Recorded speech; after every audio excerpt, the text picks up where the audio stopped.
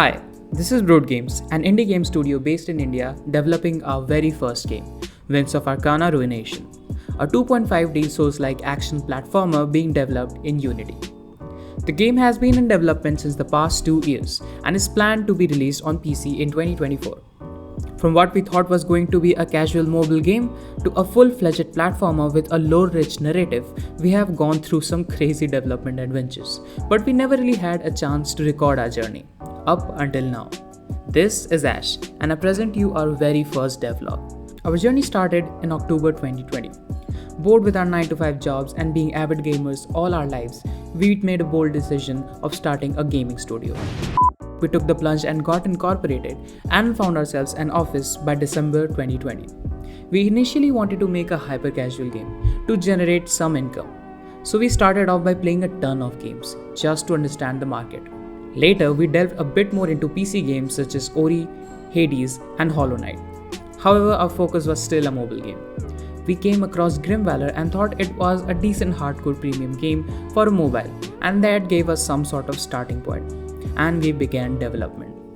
Here's the footage of our very first platformer prototype. And here is the combat prototype. In February 2021, our narrative and marketing lead Mahesh joined the studio, and we shifted genres from mid-core to a hardcore game, with full focus on narrative. With all that sorted, we needed to brainstorm a game. We did manage to squeeze a few things out. Our protagonist, Aaron version 1. And the map of our game's world. At this point, the game was a Metroidvania.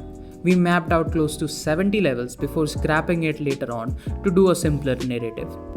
May 2021. 3 of our team members, Bob, DG, and Mo, were down from COVID, while Yash continued coding and developed combat features for Aaron and other RPG elements of the game. This is also when a lot of platforming features were created and the button layout was developed.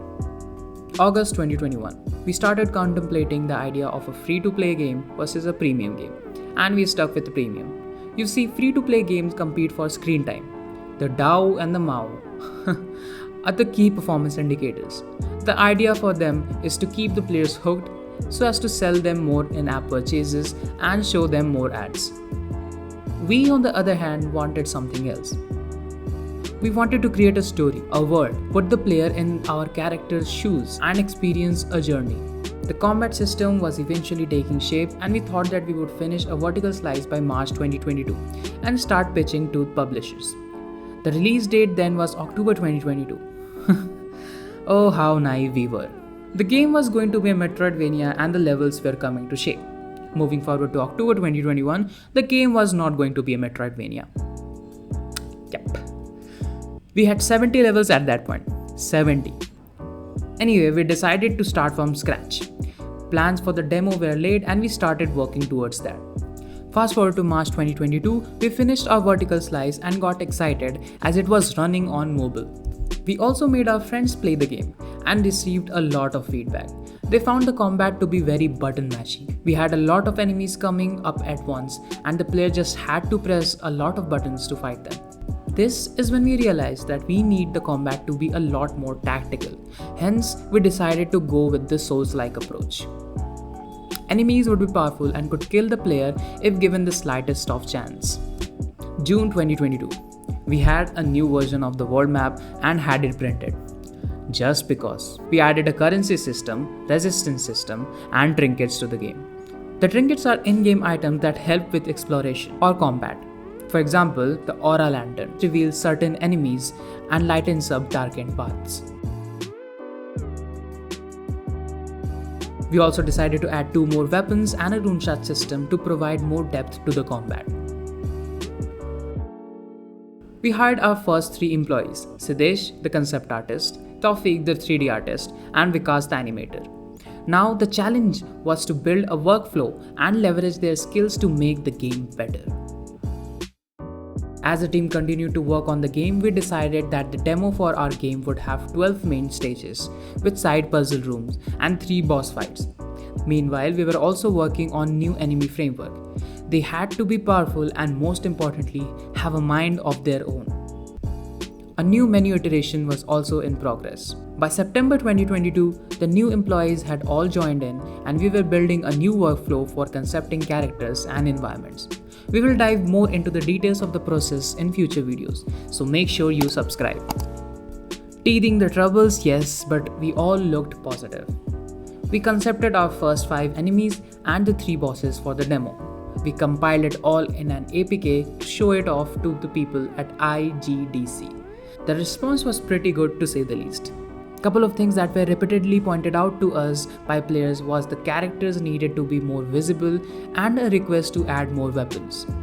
Based on the feedback, we reworked the visibility of the characters and already had plans to add more weapons, so we were all set to work on the rest of the stuff. December 2022 was when I joined the studio.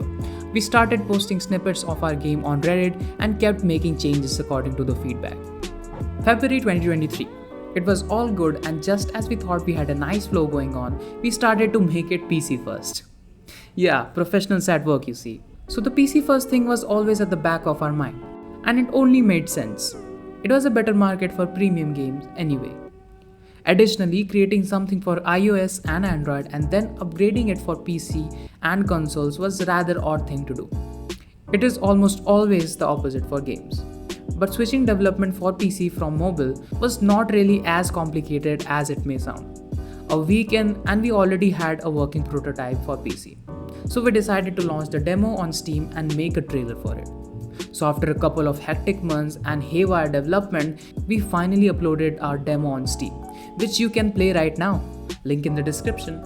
About 200 people played the demo. We received a ton of feedback from our Discord community and carefully discussed all of them. We went into a patching frenzy for the first week. We were releasing patches every other day until we thought the things were somewhat stable. The patching still continued for a month up until our last big patch 1.0.6, and it may be a while until we release our next patch for the demo. So now we were finally set to move on to the additional content, right? Wrong. Because as of writing the script, this is what unfolded. The game is a Metroidvania. Again. So what's the plan? Well, that is a cookie for another video. So if you enjoyed our devlog so far and would like to be a part of the game's development, make sure you subscribe and join our Discord server to give your own feedback. And I sure do hope that you guys join us for the next devlog. Have a nice one. Peace out.